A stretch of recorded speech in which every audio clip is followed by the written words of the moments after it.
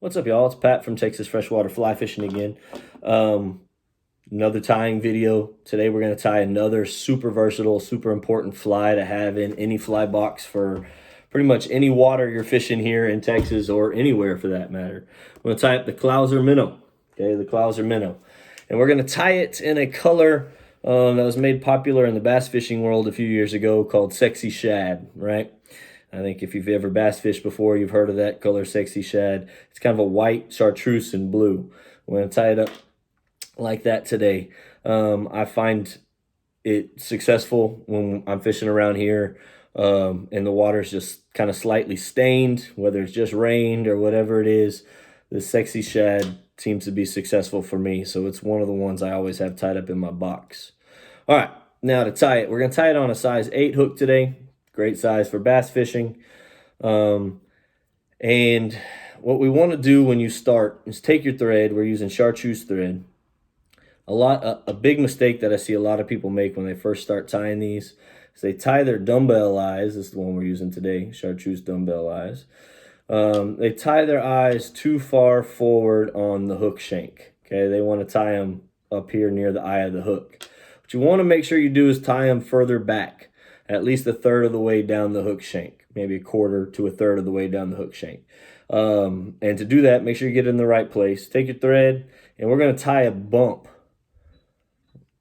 Wrap your thread there a few times. Tie a little bit of a bump right where you want your eyes to be, or right in front of where you want your eyes to be. Then you're going to take your dumbbell eyes, put them on the bottom. This is, I know it looks like the top, but this is really the bottom of the fly we're tying here. You're going to push them forward so you feel that bump, right? Then you're going to take your thread, make a few wraps around the dumbbell eyes there. I don't really do figure eights. I just kind of make wraps around it. Go one direction, kind of straighten your eyes out. Do another about 4 or 5 wraps going the other direction. And come back, do a few more each way. Get those things on there. Make sure your eyes are straight. And then to lock it in, I just do some circles below the eyes and above the hook shank, right? Just do some circles in there, kind of tighten it down, and that'll really lock those eyes in place. Then we're going to wrap back to the front of the hook with your thread, just behind the eye. And then we're going to start tying in the belly of the fly. The belly of this color, the Sexy Shad, is going to be white bucktail. We'll use bucktail on this version. Again, you can use all sorts of stuff. There's a lot of people who make synthetic material that they add, but I still like to use bucktail. And you want to cut yourself a good chunk of bucktail.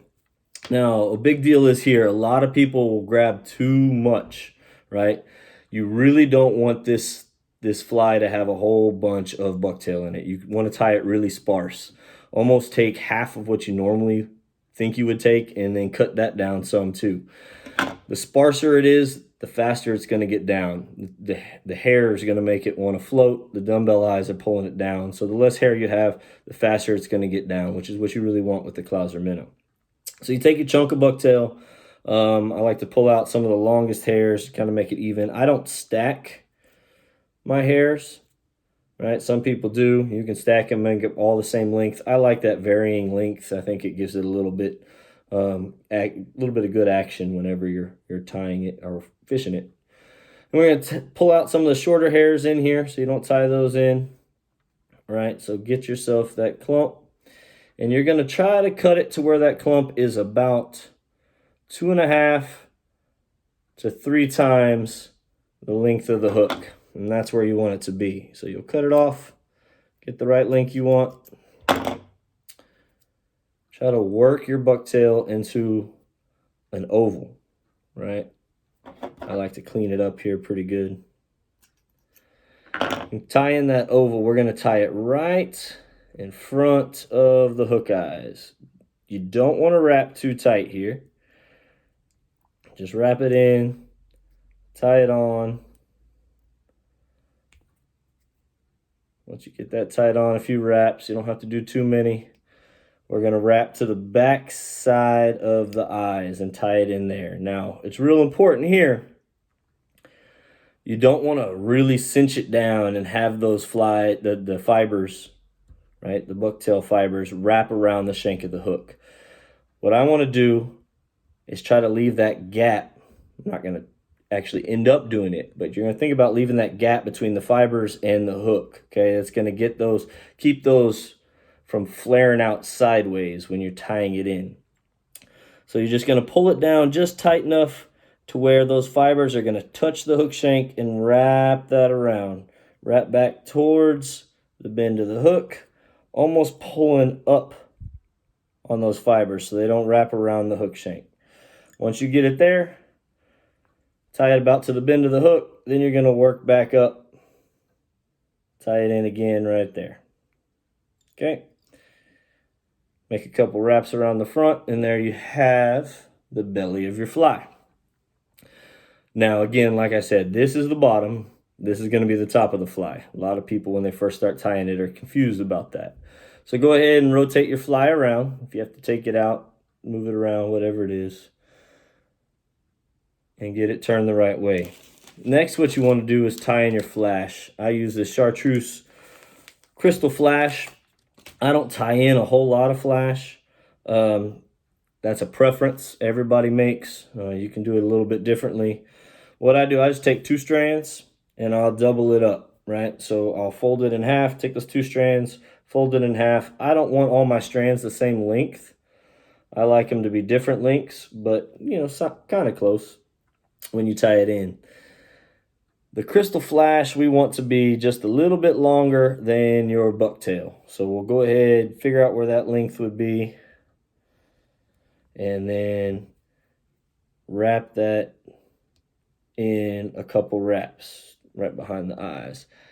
Take the rest of it that was sticking out the front and then fold that back. Make a couple more wraps there. Now you have some loops there. You just snip those. Straighten them out, stick them back, and there's your flash. Okay, kind of gives it that chartreuse of the sexy shad. Then we'll tie in the wing of the fly, or the top of the fly. I'm going to use this light blue bucktail. Again, there's so many variations of colors you can do with the Clouser Minnow. But this one is the sexy shad. Go ahead and cut yourself a clump of that bucktail. Again, we're going to measure it out. This is a little bit easier. I like my blue to be, my wing to be a little bit longer than my belly hairs. Usually I get those about 2.5 times the length of the hook. These will be almost 3.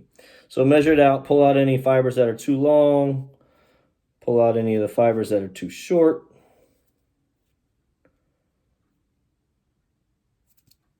Get it where you want it to be. Go ahead and trim it up. Again, be sparser with these than you think you should be. We don't want to tie in a whole bunch of fibers. You want it to be pretty sparse. That's what's going to allow it to get down deep. Okay. Put that right behind the eye of the hook. And go ahead and tie those in. Working back towards the hook point. Okay. Get a few wraps to really hold that in.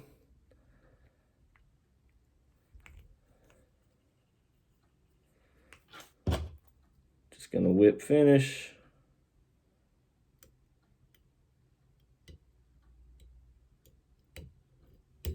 I like to do it a couple times just to really secure it.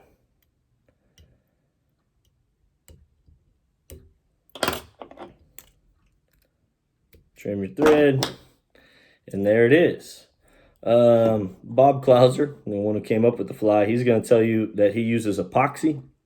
I don't like to take the time to mix up 30-minute epoxy for it to dry and all that. So I just use a fly head cement. If I am going to use these primarily in saltwater, I will use an epoxy sometimes. Makes it a little more durable for some of those toothy fish. Go ahead and take your fly out of the vise. Get a good amount of fly head cements on there. Work it down. You can put it onto the bottom of the fibers here.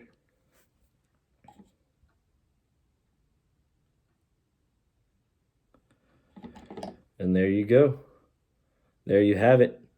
The Clouser Minnow and the sexy shad.